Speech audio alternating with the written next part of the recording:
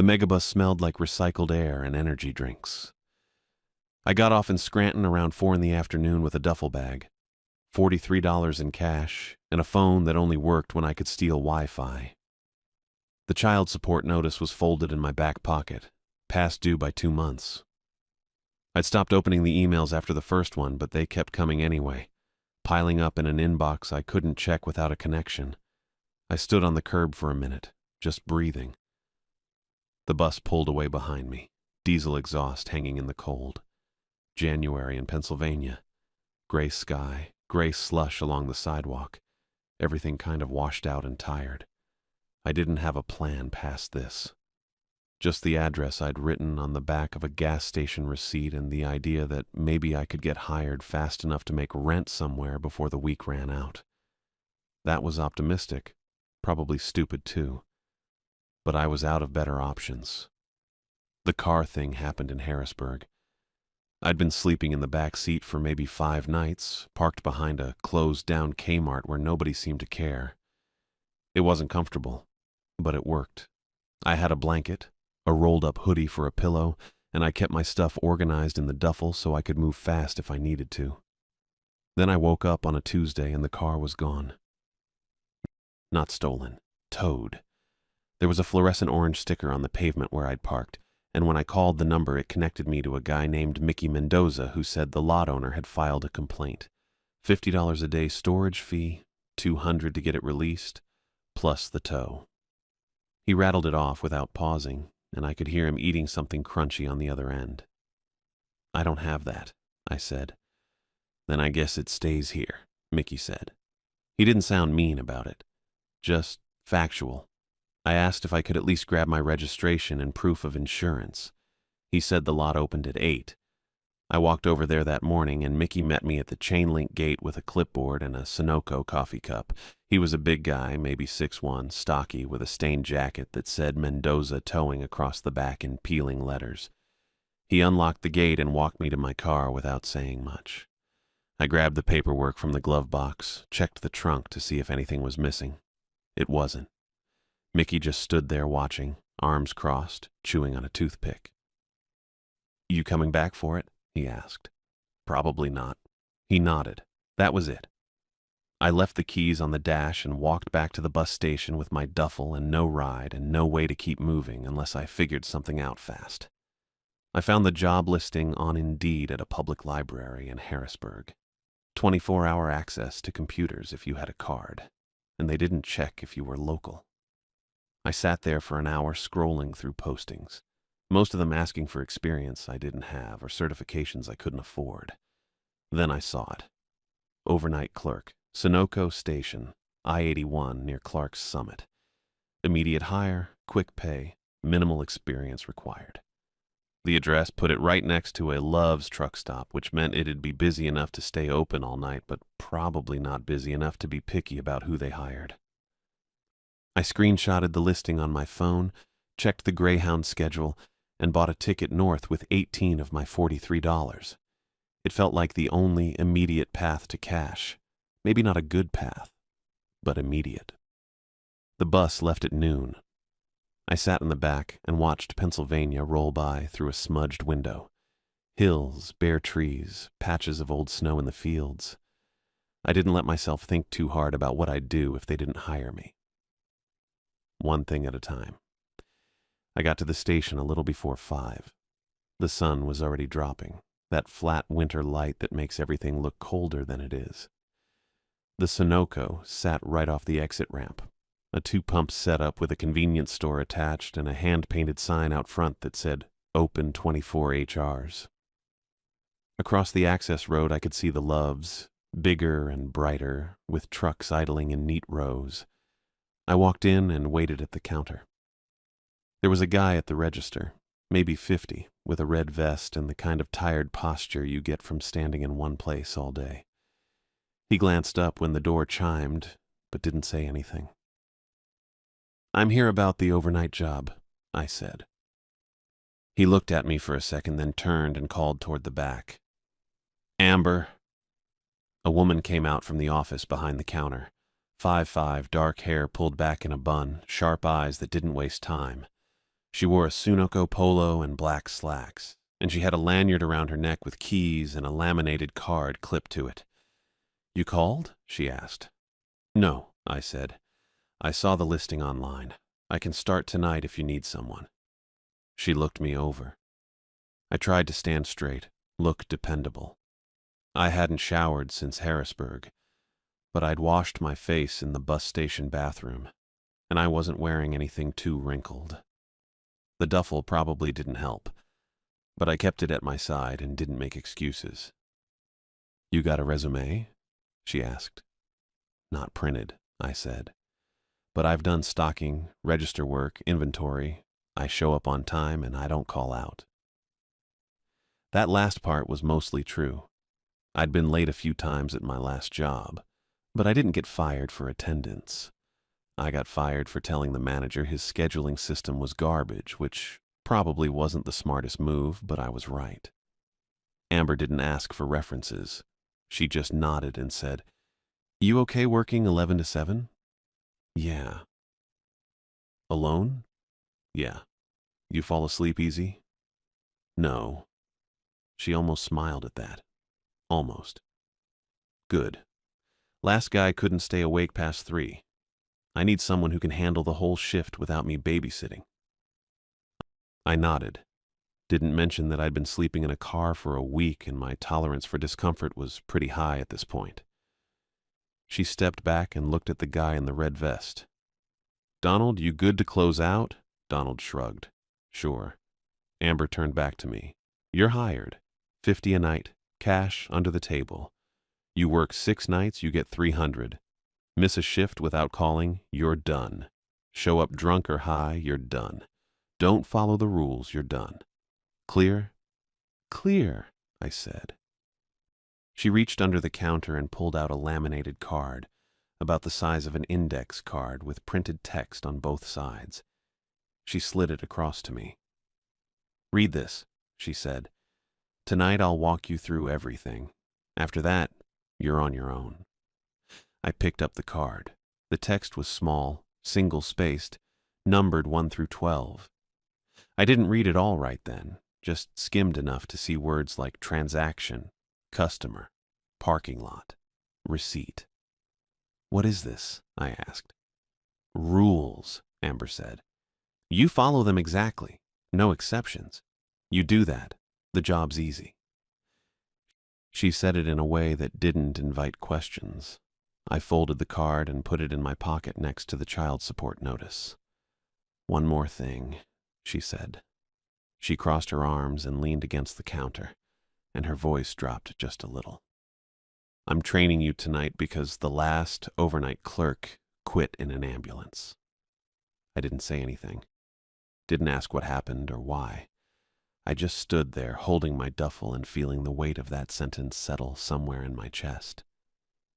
Amber watched me for a second, maybe waiting to see if I'd back out. I didn't. "Shift starts at 11, she said. "Be here at 10:30. The line landed heavy. The sun was almost gone outside, and through the window I could see the fluorescent lights from the loves starting to glow brighter against the dusk. I nodded, and Amber turned and walked back into the office without another word. I stood there while Donald rang up a customer buying scratchers and a pack of Marlboros. The overnight hours were 6 hours away, and I didn't have anywhere else to go. Amber trained me the way you'd teach someone to operate a photocopier. Fast. No wasted words. Just the steps that mattered. She stood behind the counter with the register open and pointed to the scanner, the card reader, the cash drawer. Showed me how to ring up prepay fuel, how to authorize the pumps from the console, how to key in lottery numbers without triggering a void. Her hands moved quick and sure. She'd done this 1,000 times and didn't care if I'd done it 0. Outside, trucks rumbled past on the access road. The loves across the way had maybe 30 rigs idling in rows, their running lights cutting through the dusk. Every few minutes the coffee machine behind me hissed and gurgled. The whole store smelled like burnt French roast and cleaning solution. I kept my attention split, half on what Amber was doing with the register, half on the door. She didn't ask if I was following along, just kept going. Showed me the tobacco inventory locked in the cabinet under the counter, the ID scanner we were supposed to use for anyone who looked under 40, the binder where I'd log fuel deliveries if a tanker showed up. She flipped to a page marked Overnight and tapped it twice with her index finger. Log anything unusual here, she said. Time, description, what you did about it. I asked what counted as unusual. She looked at me for a second. You'll know. That was it. She moved on. She walked me through the coffee station, showed me how to swap out the pots before they burned, how to restock the creamers and stir sticks, pointed to the mop closet, the breaker panel, the back door that was supposed to stay locked unless I was taking trash to the dumpster. She didn't explain why, just stated the facts and kept moving. I watched her hands more than her face, the way she touched things. Efficient. No extra motion. She opened the top drawer under the register, and I saw rolls of receipt tape, a box of pens, a stack of blue paper slips held together with a binder clip. Road receipts, she said, tapping the stack. If someone asks for one, you give them the top slip. Don't fill it out, just hand it over. I asked when that happened. Not often. She closed the drawer. But if it does, don't forget. The way she said it made it sound important. More important than the coffee or the lottery scanner or anything else she'd shown me. I nodded. She moved on again. Amber walked me through the pumps next, stepping outside into the cooling air. The canopy lights were already on, buzzing faintly overhead. She showed me how to reset a pump if it jammed, how to check for skimmers, how to lock the nozzles if someone drove off. Her breath misted a little in the cold. She didn't zip her jacket. We went back inside. She pulled the laminated card from under the counter and set it in front of me. Read it, she said. Front and back. I picked it up. The front had the 12 rules I'd skimmed earlier. I turned it over. The back had 5 more. They looked different. Photocopied, maybe. The text was smaller, single-spaced, a little blurry around the edges like someone had copied a copy. The numbered list started at 1 again. 1. Keep the canopy lights on all night. Do not turn them off for any reason. 2. If someone asks for a road receipt, give them the blue slip from the top drawer. Do not ask questions. 3. Never ring up fuel for anyone you cannot see in the window glass. 4. From 1:11 a.m. to 1:17 a.m., lock yourself in the bathroom. Do not flush. Do not open the door until 1:17 exactly. 5. If a car with no plates parks at pump 6, pull the fire alarm and leave immediately. I read through them twice. Then I looked up at Amber. She was watching me, waiting. I asked if this was serious. Completely. I asked what happened if I didn't follow them. Don't find out. Her voice didn't change, still flat, still tired, but something in the way she held her shoulders told me she wasn't messing around. I looked back at the card. The bathroom thing bugged me. 1:11 to 1:17 was 6 minutes. Specific. Weird, but not impossible. I asked why. Doesn't matter why, Amber said. Just do it. I didn't push. I figured if she wanted to explain, she would have. She tapped the counter. Read them back to me, in order. So I did. Started with number 1. Keep the canopy lights on all night. Don't turn them off for any reason. She nodded. Number 2. If someone asks for a road receipt, give them the blue slip from the top drawer. Don't ask questions. Another nod. Number 3. Never ring up fuel for anyone I can't see in the window glass. She didn't blink. Number 4. From 1:11 to 1:17, lock myself in the bathroom. Don't flush. Don't open the door until 1:17 exactly. Her expression didn't shift. Number 5. If a car with no plates parks at pump 6, pull the fire alarm and leave immediately. She waited a beat after I finished. Then she reached into her pocket and pulled out a key ring. 3 keys total, One for the register, one for the back door, one for the front. You're on your own after I leave, she said, setting the keys on the counter between us. I don't stay late. Ever. You need something. Call the number on the binder. I'll get back to you when I can. I asked if anyone else worked overnight. Just you. I asked what happened to the last guy. Ambulance, she said. Same word she'd used earlier. No elaboration. I picked up the keys. They were cold and heavier than I expected. Amber glanced at the clock on the wall behind me. It was a little past 9:30. She pulled her own keys from her pocket and headed for the door. Good luck, she said. Then she left. I stood there with the scanner, the register, and the laminated rule card propped up next to the lottery display. The fluorescent lights overhead buzzed faintly. Outside, a sedan pulled up to pump 3. I watched the driver get out, swipe a card, and start fueling. Normal. Quiet. I didn't know what else to do, so I started reading the front side rules again. Standard stuff mostly. No personal phone use. No sitting behind the counter. Keep the coffee fresh. Restock as you go. At 10, the door chimed. Donald walked in, same red vest, same tired posture. He had a pack of gum in one hand and his phone in the other. He looked up when the chime sounded, saw me, and stopped. Oh, you actually came back. I said, yeah. He walked to the counter and started shutting down the second register. Didn't say anything for a minute. Just counted out the cash drawer, logged the total in the binder, and locked it in the safe under the counter. Then he straightened up and looked at me. So Amber showed you the card, right? I said, yeah. Both sides? I nodded. He chewed his gum slowly. Okay, cool. Just don't ignore it. I asked if he'd worked overnight before. Hell no. He said it fast, almost laughed. I'm out of here by 6 every day. Amber doesn't stay late either. You noticed that, right? I said I did. Yeah. He shoved his hands in his pockets. The station gets weird after midnight. I don't know what it is. I don't want to know. But the people who work overnight either quit fast or they figure it out. I asked what the last guy did wrong. Donald shrugged. No idea.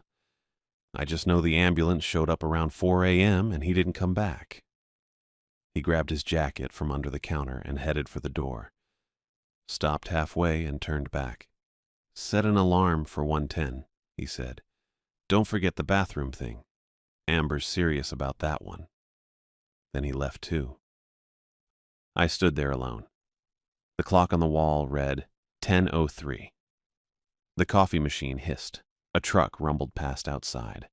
I pulled my phone out of my pocket. No service, but the clock still worked. I set an alarm for 1:10 a.m., just in case.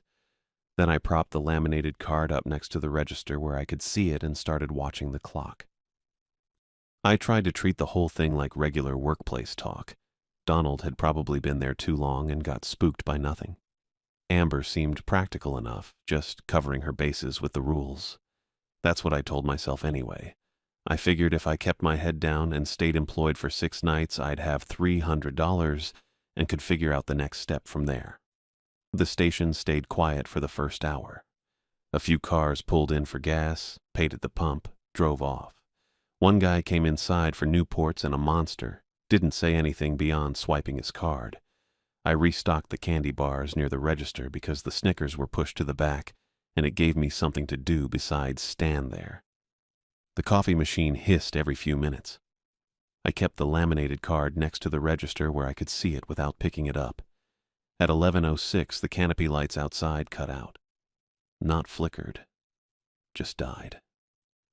The pumps dropped into this dull shadow that made the whole lot look wrong. I could still see the outline of the concrete islands and the pump housings, but everything past the first few feet turned into flat grayness. The interstate lights were still visible across the access road, and the Love's sign glowed red in the distance, but the station itself sat in a pocket of almost dark that felt heavier than it should have been. I stood behind the counter for maybe 10 seconds just staring out the window. My first thought was whether this counted as something I needed to log in the binder. My second thought was Rule 1. Keep canopy lights on all night, without exception. I didn't waste time thinking about a third thing. I went around the counter and headed for the back where Amber had shown me the breaker panel. It was mounted on the wall near the mop closet. Gray metal door with a rusted latch. I flipped it open and scanned the rows of switches. Most were labeled in faded marker. Coolers. Register 1. Register 2. Signage. Near the bottom I found canopy. The breaker was flipped. Not tripped, just off, which didn't make sense because I hadn't touched it and nobody else had been back here. I flipped it back on and heard the hum kick in outside. I walked back to the counter and looked through the window. The lights were on again, bright white circles spreading across the pavement and the pump islands. Everything looked normal. Except it didn't. The bright circles were the same size they'd been before. Same intensity. But the darkness beyond them felt closer now. Heavier. It was hard to explain, even to myself. The edge of the light hadn't physically moved inward, but that's what it felt like. I stood there staring at pump 6 on the far end and couldn't shake the sense that the shadow past it had pushed in a few feet while the lights were off. I shook my head and went back to restocking. Probably just my eyes adjusting. That was it. I checked my phone. 11:12. The alarm was still set for 1:10. I put it back in my pocket and straightened the chip rack even though it was already straight. At 11:40 the door chime rang and a guy in a reflective vest walked in. He was maybe 6 feet, medium build, wearing one of those yellow safety vests road crews use. He had a badge clipped to the chest that I could see from across the store. It read, Tim Murray in block letters. His hair was dark and damp, combed flat against his head. His face didn't have much expression. Just blank. He walked toward the counter without looking at the shelves or the coffee station or anything else. Didn't browse, didn't pause, just came straight over. I straightened up. Hey. He stopped in front of the register. His eyes were pale gray and didn't blink much. I need a road receipt. His voice was flat, polite, but with no warmth behind it. I'd heard people talk that way before, usually when they were annoyed but trying not to show it. This wasn't that. This was just empty. I nodded. Sure. I started to reach for the register, then stopped. He hadn't bought anything, hadn't even looked at the pumps outside. Road receipts were supposed to be for fuel, I thought. Proof of purchase for mileage reimbursement or whatever. But Amber had said to give the blue slip to anyone who asked without filling it out, and Rule 2 said the same thing. Give the slip from the top drawer. No questions. I pulled my hand back from the register and opened the drawer under the counter instead. The blue slips were still clipped together where Amber had left them. I took the top one off the stack and held it out. Tim Murray didn't move right away. He just stood there looking at the slip in my hand. Then he reached out and took it. His fingers were cold. I didn't touch them, but I could feel it somehow, just from how close his hand got to mine. That's when I glanced past him at the front window. The glass reflected the interior of the store, the shelves behind him, the coffee station to the left, the ceiling lights, me standing at the register, but not him. There was no reflection where Tim Murray should have been. Just empty space between the shelves and the counter, a gap in the glass that didn't make sense. I could see the vest if I looked directly at him, the badge with his name on it, the damp hair. But the window showed nothing. Just the store continuing behind him without interruption. My stomach dropped. I looked back at his face. He was watching me. Not smiling, not frowning, just watching with those flat gray eyes. I remembered Rule 3. Never ring up fuel for anyone not visible in window glass. I hadn't rung anything up yet. I'd stopped myself without really knowing why, just followed Rule 2 instead. My hand was still resting on the edge of the counter. I pulled it back slowly and let it drop to my side. Tim Murray folded the blue slip in half and slipped it into his vest pocket. He reached into his other pocket and pulled out a quarter, setting it on the counter between us. The quarter was wet, not damp, wet. A small pool of water spread out from under it on the laminate surface, thin and clear. "Thanks," he said, same flat tone. He turned and walked toward the door. I watched him cross the store. His boots didn't make sound on the tile. He reached the door, and it swung open without him touching the handle. I saw his hand stay at his side the whole time, then he was outside under the canopy lights, walking past Pump 3 toward the access road. I looked down at the quarter. The water around it was already starting to evaporate, leaving a faint ring. I didn't pick it up. I looked back at the window. He was gone. Just the empty lot and the pumps and the darkness past the light. I stood there for a long time. My heart was going faster than it should have been. My hands felt cold. I kept replaying it. The reflection that wasn't there. The door opening on its own. The wet quarter sitting on the counter in front of me like proof I hadn't imagined the whole thing. I'd been trying to treat the rules like workplace paranoia, safety theater. Something Amber put together to cover liability or because the last guy freaked out over nothing. But Tim Murray hadn't been nothing. I didn't know what he'd been. I didn't have words for it. But the moment had tipped into something I couldn't explain, and I was standing alone in a gas station at 11:43 at night with a wet quarter on the counter and 4 hours left on my shift. I picked up the laminated card and read Rule 3 again, then Rule 2, then all 5 on the back. I put the card down and checked my phone. 1:10 alarm still set. I left the quarter where it was and went to restock the coolers because I needed to do something with my hands. The quarter sat there for maybe 3 seconds after Tim Murray left. Then it moved. Didn't roll normal.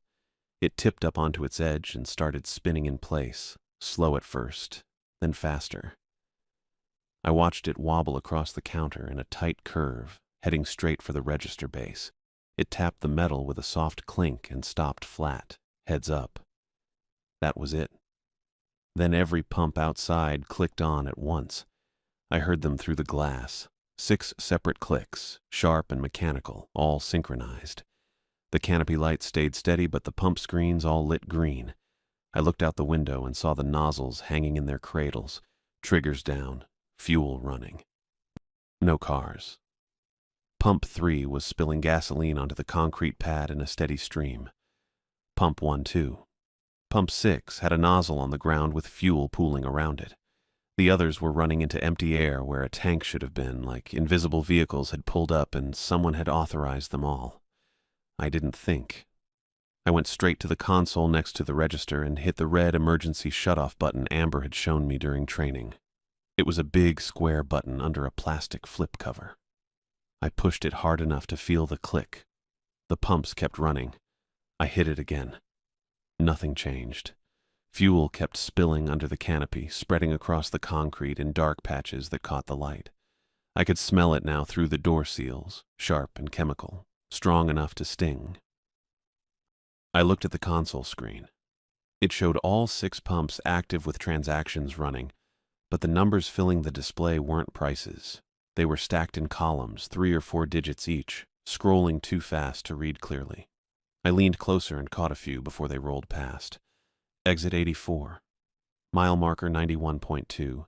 Exit 77. Not gallons. Not dollars.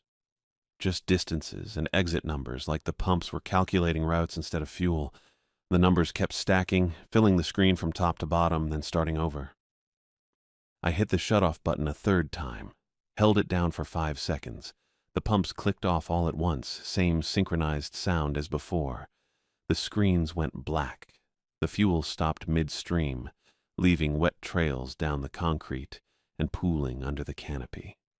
I stood there watching the puddles spread and flatten, my hand still on the button. The quarter was gone. I looked back at the counter. The spot where it had been sitting was dry.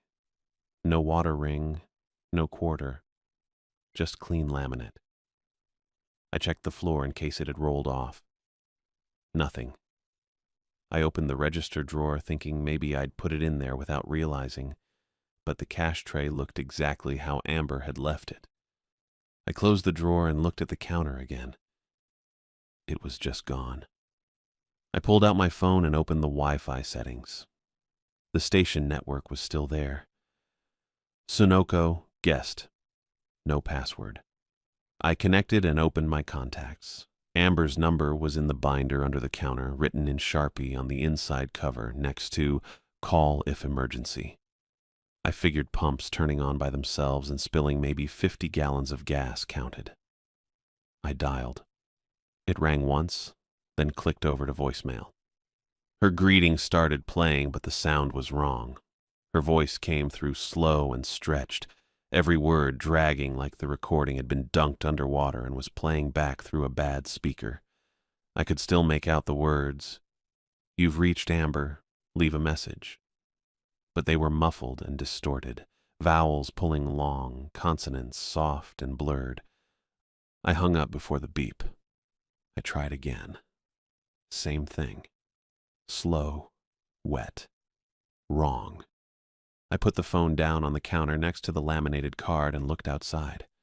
The fuel puddles were still there under the lights, dark and glossy, but they weren't spreading anymore. No cars on the access road, no movement at the Loves across the way.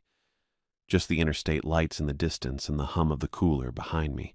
I didn't log it in the binder. Didn't know what I'd write.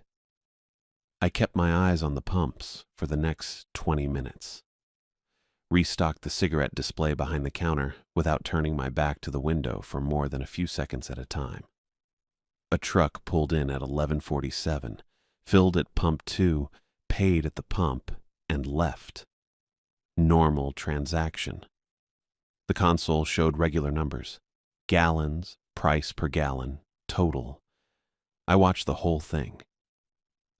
At 11:53, the door chime rang. I looked up and saw the state trooper from earlier in the week, Paisley Sutherland. Same tight bun, same uniform, same calm expression. She walked to the coffee station and grabbed a medium cup, filled it halfway with a dark roast. Added 2 creams. She came to the counter and set the cup down. "Slow night?" "Yeah," I said. "Pretty quiet."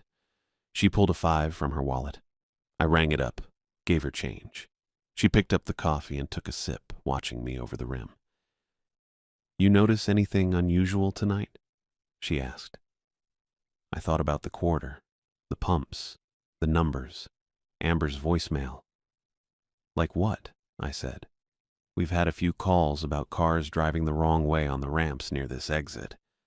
Thought maybe you'd seen something from here." I shook my head. "Haven't seen anything." She nodded slowly, still watching me. "You sure?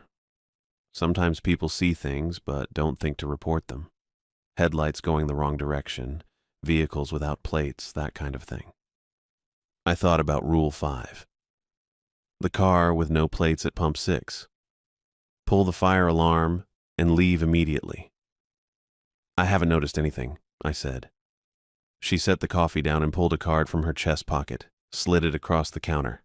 It had her name, unit number, and a phone number printed in small black text. "If you do, call that number, doesn't matter what time." I picked up the card. Unit 217. I put it in my back pocket next to the laminated rule card. "Thanks," I said. She picked up her coffee again and headed for the door. Stopped halfway and looked back. "You doing okay out here? It's pretty isolated." "I'm fine," I said. She nodded once, then pushed through the door and walked to her cruiser parked at pump 4. I watched her get in, pull out onto the access road, and turn toward the interstate. The scanner crackled. It was mounted on the shelf behind the counter next to the cigarette display, a black Uniden box with a short antenna and a lit green display.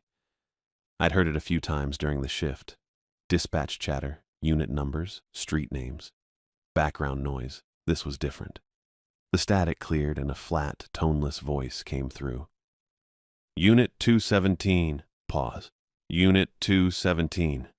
No dispatch rhythm, no context, just the number.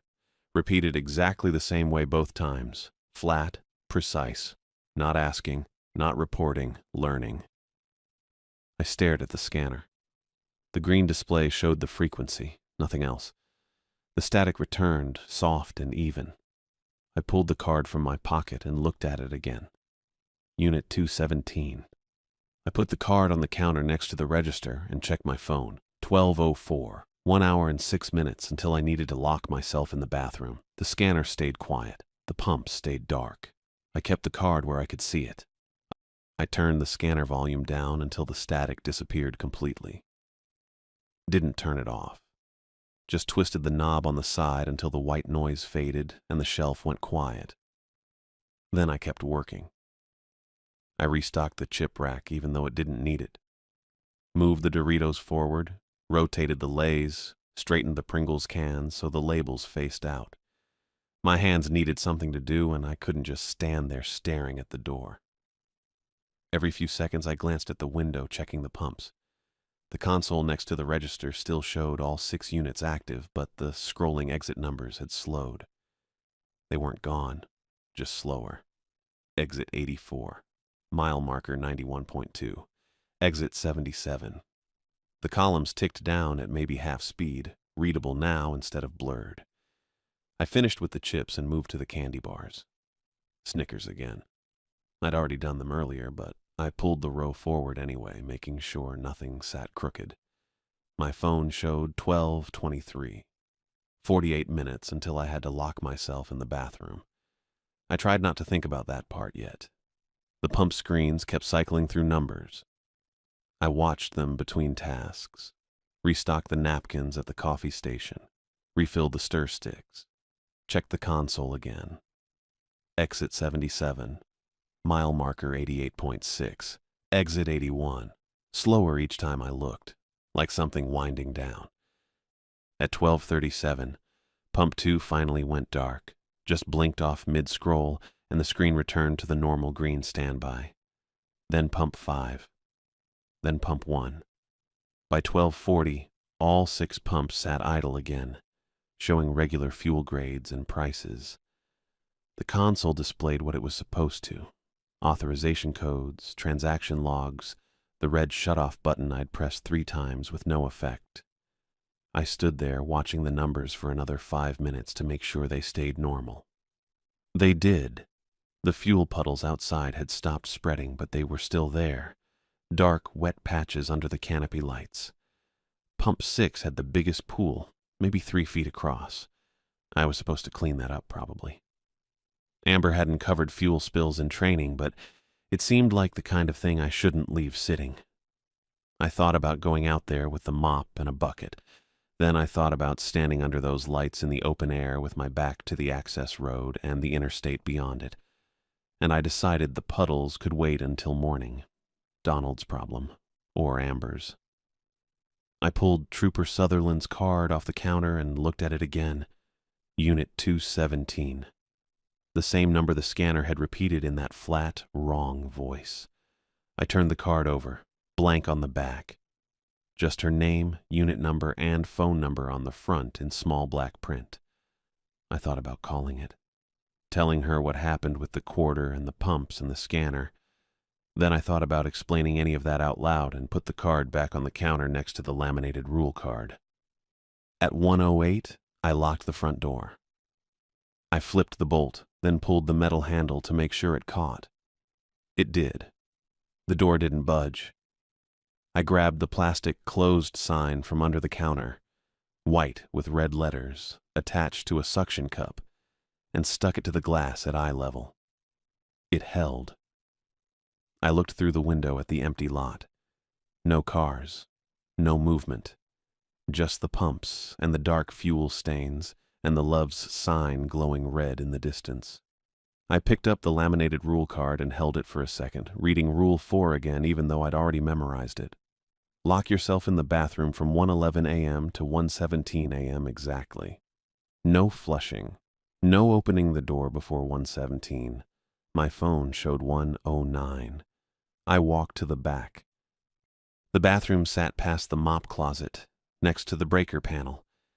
Single occupant setup, white tile, toilet, sink, paper towel dispenser, and a vent near the ceiling. Fluorescent light overhead that buzzed when I flipped the switch. I stepped inside and pulled the door shut behind me, then turned the lock. It was the kind with a push button in the handle. I pressed it and heard the bolt slide into place. 110. I set the laminated card on the edge of the sink and leaned against the wall next to the paper towel dispenser. The fluorescent tube hummed. I could hear it clearly in the enclosed space, a low electrical vibration that didn't quite match the rhythm of my breathing. I checked my phone. 1:10 and 40 seconds. The alarm I'd set went off. I swiped it away and watched the numbers change. 1:11. Nothing happened. I stayed against the wall, arms crossed, phone in one hand and the other hand flat against the tile. The bathroom smelled like industrial cleaner and something faintly sour underneath. The light kept buzzing. I counted my breaths. In for 4. Out for 4. Somewhere I'd read that helped with anxiety. It didn't really. At 1:12, the tapping started, slow at first. 3 taps, evenly spaced. Tap, tap, tap. Coming from behind the wall near the toilet. Not loud, careful, like someone testing to see if anyone was listening. I didn't move. The tapping continued. Same rhythm, same spot. Tap, tap, tap. Then it shifted. Moved up the wall toward the ceiling, following the line of the pipes or the frame or something I couldn't see. It reached the vent and stopped. I looked up. The vent was maybe 7 inches wide, metal slats angled down. Standard bathroom vent. It wasn't running, no air moving through it, just a dark grid near the ceiling. The tapping came again. This time from inside the vent, closer, sharper, metal on metal. Then the voice started. Andrew. It sounded like Amber. Same tired cadence, same flat authority. But it was coming from the vent, pushed through the slats with a weird compressed quality that made the vowels too long. Andrew, I need you to come out here. I kept my mouth shut and my eyes on the vent. Trooper Sutherland's outside. She needs to ask you something. It's important. I thought about Sutherland's card on the counter, her cruiser pulling out of the lot an hour ago. The scanner repeating her unit number in that wrong, toneless voice. Andrew, the fire alarm needs to be tested. You have to step out and pull it. Just for a second. My heart rate kicked up. I pressed my hand harder against the tile and kept breathing. In for 4. Out for 4. You're wasting time, Andrew. She's waiting. You need to open the door. The voice leaned into my name, used it at the start of every sentence. Andrew. Like that would make me trust it. Like hearing my own name in Amber's voice would override the part of my brain that knew this was wrong. Andrew, I wouldn't ask if it wasn't urgent. Open the door. Just step out for a minute. You can go right back in. I looked at my phone. 1:14. 3 more minutes. The tapping resumed, faster now. Rattling through the vent in bursts, then stopping, then starting again. The voice kept going. Andrew, listen to me. This is part of the job. You have to open the door. I'm telling you as your supervisor. You need to come out here right now. I thought about Rule 4. No opening the door before 1:17. That was it. That was the whole instruction. Stay in here. Don't flush. Don't open the door. The rule didn't say anything about voices or tapping or someone using my name. Andrew, you're making this harder than it needs to be. Trooper Sutherland is right outside. She has questions about what you saw tonight. You need to cooperate. 1:15. I forced myself to stay still. My hands were cold, and my chest felt tight, but I kept my breathing steady and my eyes on the vent. The tapping shifted again, moved down the wall toward the door. I heard it on the other side of the wood now, directly across from me. Tap, tap, tap, tap. Fast and insistent. Andrew, I'm losing patience. Open the door. Still Amber's voice. Still that tired, no-nonsense tone. But the edges were fraying. The words came too fast. The pauses weren't quite right. You're going to regret this, Andrew. I'm telling you to open the door. Do it now. 1:16. I watched the seconds tick over on my phone. 58, 59, 1:17. I unlocked the door. The tapping stopped instantly, just cut off mid-sound, leaving total silence except for the buzzing fluorescent light overhead. I turned the handle and stepped out into the back hallway. Nothing there. No Amber, no tapping. No sound at all except the hum of the coolers and the distant buzz of the canopy lights outside. I walked back to the counter. The closed sign was gone. I stopped in the doorway and stared at the front door. The suction cup sat on the floor below the glass, the plastic sign next to it, like it had just fallen. But the door itself stood open. Not all the way. Maybe 6 inches. Enough to let in the night air and the smell of gasoline from the puddles outside. I know I locked it. I checked the bolt. I felt it catch. I walked to the counter and looked down. A stack of blue slips sat in the center of the laminate surface. Thick. Maybe 2 inches tall. Way more than the small, clipped stack Amber had shown me in the drawer. I picked up the top slip. My full name was printed across the center in small black text. Andrew Michael Harris, below it a date, March 19th, 2024. I set it aside and picked up the next one. Same name, different date. April 2nd, 2024. I went through 5 more. Everyone had my name. Everyone had a different date. I flipped faster, pulling slips from the middle of the stack, then from the bottom. June 7th, 2031. October 14th, 2046. January 23rd, 2052. Dates stretching decades ahead. Dates I wouldn't live to see. All of them printed with my name in that same small black text, neat and official and impossible. I put the stack down and stepped back from the counter. The blue slips weren't receipts. They were records. Records of me being processed. At 2:02, a sedan pulled into Pump 6. No plates on the back. No engine noise. No headlights cutting through the dark. I watched it glide past Pump 4, Pump 5, and settle at 6, with the kind of stillness that made my chest go tight. The kind where the car just stops. Not parks. Stops. I didn't think about it. My feet moved. I crossed the floor toward the fire alarm box mounted on the wall next to the coffee station. Red metal with the white pull handle behind plastic. I'd looked at it before during Amber's training, but never thought I'd actually need it. Rule 5. Car with no plates at Pump 6. Pull the alarm and leave immediately. My hand reached for the plastic cover. Then the scanner crackled. I stopped, turned my head.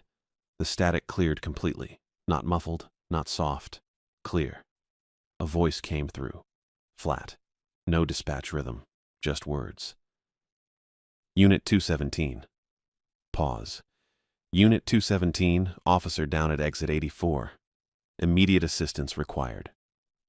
My hand stayed frozen on the plastic cover. I looked back at the counter where Trooper Sutherland's card sat next to the register. Unit 217. Her number. The scanner went quiet. Just the hum of the fluorescent lights overhead and the coffee machine hissing in the corner. I looked at the sedan outside. Still. Dark. No movement inside the windows. The scanner repeated it.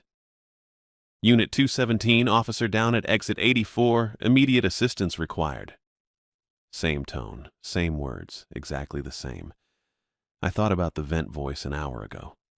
Amber's voice telling me Trooper Sutherland needed to ask me something, telling me to come out, telling me the fire alarm needed testing. This was the same thing, just cleaner, more specific. I pulled my hand back from the alarm. The rules weren't safety tips. They weren't paranoia or superstition or workplace liability coverage. They were moves, specific, narrow, designed to block one outcome, and whatever was in that sedan wanted me to do exactly what the rules said. Pull the alarm, leave immediately, step outside under the canopy lights with my back to the lot while the siren wailed and no one came. I stood there for 5 seconds, maybe 10. Then I pulled the fire alarm anyway. The handle came down smooth and the siren kicked in immediately. Loud, shrill, the kind that drills into your ears and doesn't stop. The overhead lights surged bright for half a second. Then they dimmed. Not out. Just dimmed. Like a blink. I waited. No firefighters, no cruisers, no dispatch on the scanner. Just the siren and the lights and the sedan at pump 6. The driver's door opened. No creak, no sound. It just swung out slow and something stepped onto the concrete. I couldn't see details through the window. Just a shape. Tall. Upright. Moving wrong. Not slow. Not fast. Just wrong. Like the weight wasn't distributed right. Like the timing between steps didn't match what a person should be. It oriented toward the store. Toward the door. It crossed the lot in maybe 6 steps. Then it stopped at the entrance. Didn't touch the handle. Didn't push. Just stopped. Like it needed permission. I looked at the counter. At the register drawer where I'd put the blue slips back after giving one to Tim Murray. I crossed to the register and pulled the drawer open. The stack was bigger. Not by 1 or 2. By maybe a dozen. The binder clip held them together, but they were thicker now. Fatter. I'd given out 1 slip. Just 1. And they'd multiplied. The wet quarter sat at the back of the drawer. Upright. Standing on its edge. Not wobbling, not falling. Just balanced there like something was holding it in place. I stared at it. The fire alarm wasn't rescue. It was bait. The blue slips weren't receipts. They were inventory. And I'd been stalking it by following the rules. I pulled 1 slip from the stack and tore it in half. Nothing happened. The paper ripped clean. 2 pieces in my hands. The figure outside didn't move. The quarter didn't fall. I looked at the front window. It was fogging. Not from the inside. From the outside in. Condensation spreading across the glass in uneven patches that didn't follow any temperature gradient I could explain. The siren kept wailing. I thought about Rule 3. Never ring up fuel for anyone not visible in window glass. I looked at the reflection in the fogging window. I could see the shelves, the coffee station, the ceiling lights, myself standing behind the counter. And I could see the figure at the door. But in the reflection, it wasn't shaped right. It was stretched, crowded, like multiple outlines stacked into one. Too many faces in the same space, edges that didn't line up, features that shifted when I tried to focus on them. I grabbed an intact blue slip from the drawer. Then I walked to the front door. The figure stood on the other side of the glass, close enough that I could see its hand near the handle. Pale, wet-looking. I flipped the bolt and pulled the door open 6 inches. Cold air pushed in. Not winter cold, wrong cold. The kind that sits in your chest and doesn't warm up. I held the blue slip out at arm's length. The figure tilted its head. Slow. Mechanical. I kept my eyes on the window reflection behind it. In the glass, the thing's real shape showed clear. Stretched tall. Faces layered over faces, mouths opening and closing out of sync, eyes in wrong places. I dropped the slip at the threshold. Then I slammed the door and flipped the bolt. The figure bent down. Its hand reached for the paper. The canopy lights outside flared. Hard, bright, steady. The reflection in the window snapped tight, clean, defined, and the thing at the door crumpled. Not fell, crumpled, like it folded in on itself and turned to ash mid-collapse. The ash streaked down the base of the door in gray lines. No wind, no movement, just streaks. Pump 6 went dark, screen off, no glow. I looked at the console next to the register. All 6 pumps showed normal. Green standby, fuel grades, prices. I hit the fire alarm shutoff under the pull handle. The siren cut mid-wail. The scanner crackled. Static cleared, and a normal dispatch voice came through. Professional, clipped. Unit 217 cleared at mile marker 103, county line. Routine traffic stop, no assistance required. Different county, different exit. She'd never called from here. I stood at the counter for a long time, maybe 10 minutes, maybe 20. The ash stayed where it was. The quarter in the drawer finally tipped over and lay flat. I pulled the blue slips out and counted them. 32. I'd started the night with maybe 8. I put them back and closed the drawer. The sky started lightening around 5:30, gray first, then pale orange along the horizon past the interstate. At 6:45, Amber's car pulled into the lot. She parked next to pump 2, got out, and walked to the door. She looked at the ash streaked along the base. Didn't crouch, didn't touch it, just looked. I unlocked the door and she came inside. She went straight to the register, opened the drawer, and looked at the blue slips. She didn't count them, just looked. Then she closed the drawer and turned to me. "You did what the last clerk couldn't," she said. I didn't say anything. She walked to the back office and returned with a white envelope. She counted out $300 in cash, 10s and 20s, and set it on the counter. "The rules catch one thing per season," she said. "Not explain it. You followed them right." I picked up the envelope. "You're still on the schedule," she said. "Tonight. Same shift." I thought about the child support notice in my back pocket, the $43 I'd arrived with, the duffel bag I'd left in the bathroom. I thought about the quarter standing upright in the drawer and the thing that crumpled into ash when the reflection snapped tight. "Okay," I said. She nodded once.